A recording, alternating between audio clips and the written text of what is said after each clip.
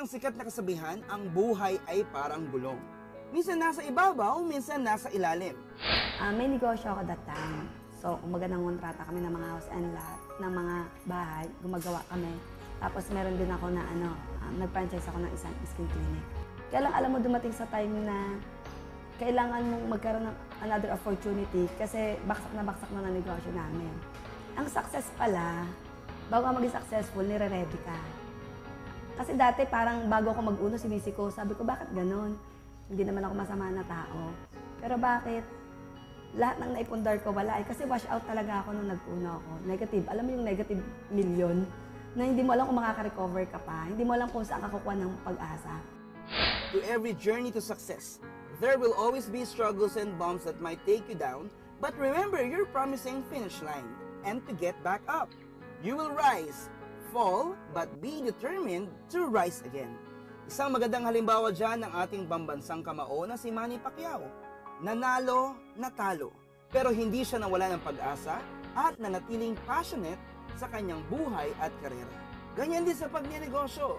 Aangat, babagsak, pero laging may pagkakataong muling makabangon basta't mag-sumikap ka. Tulad na lang ng ginawa ng entrepreneur na si Pearly Hussein. Akala ko nung pumasok ako sa uno, ganun na siya kasimple. Nasabi ko, ay, negosyante naman ako, alam ko na to. Nakakapag-negosyo nga ako ng ibang business, bakit hindi ito na akala ko magbebenta ka lang ng product? Nagkamali ako sa akala ko kasi may sistema na ang uno eh. Ang kailangan mo lang palang gawin, makinig ka sa taong nag-invite sa'yo. Ibig sabihin, mag-aaral ka uli. So, ang ginawa ko, inaral ko yung business. Pinag-aralan ko ano ba yung uno, ano ba yung sistema. Namit ko yung mga product ng uno. So sabi ko, okay to ha. Kasi yung uno, kasi ito yung mga basic need eh. Yun yung mga ginagamit mo na araw-araw. Ang nakita ko sa uno, kahit wala kang experience, pwede. Kahit sino ka pa man, pwede. Kahit anong natapos mo, pwede. Ito yung negosyo na hindi nangangailangan ba ng, anong tawag dito? Discrimination. Kasi iba kailangan may ganito ka, ganyong experience. Sa uno, walang discrimination eh.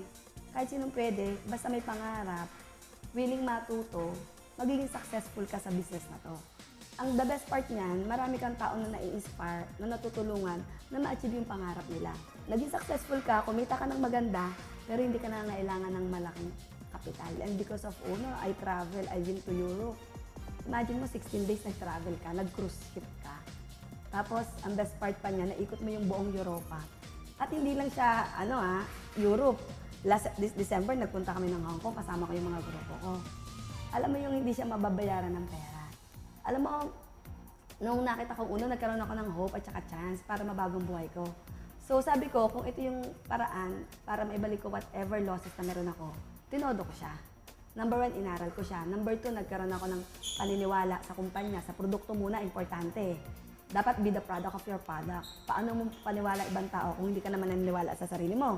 Maniwala ka sa marketing plan. Third, maniwala ka sa taas. Kasi doon ko nakita na ang isang bagay pala, pag inalis sa'yo, mas ibabalik sa'yo, mas maraming bagay eh. So alam mo yung nawalan ka ng kotse, pero ibinalik sa'yo 3 kotse. Nawalan ka ng negosyo, ibinalik sa'yo mas magandang negosyo. Nawalan ka ng mga kaibigan, pero ibinalik sa'yo mga tunay na kaibigan. Okay. Para sa mga nanonood, para sa akin, it's not important on how many times you fail. Ang importante, babangon ka para makuha mo mga pangarap ko.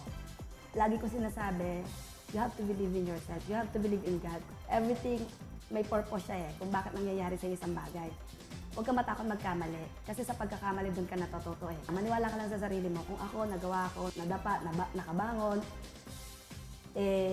naibalik ko whatever na meron ako, how much more ikaw kung naniniwala ka. Go Negosyantes! Maraming salamat sa pagsama nyo sa amin ngayong araw.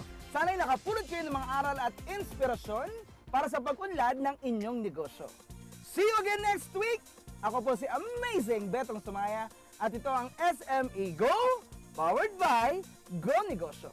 And of course, I'd like to thank Dr. Vivian Saravia for my amazing eyewear. Summer days! Come on, sing with me guys! Come with me, sing with me! Summer days! I can't hear ya! Hear ya! Come with me, sing with me! Summer days! Go Negosyantes, maraming salamat sa... sorry. Worry no more, Go Negosyantes. Sorry. Shantais. Go Negosyantes. Ang lakas ng tawa naman ni nanay naman doon. Nais nyo rin bang magtayo ng sarili nyong coffee shop pero hindi nyo alam kung na ano? Pero hindi nyo alam kung sige po, daan po kayo? True to its commitment of advocating entrepreneurship. Ano? Entrepreneurship.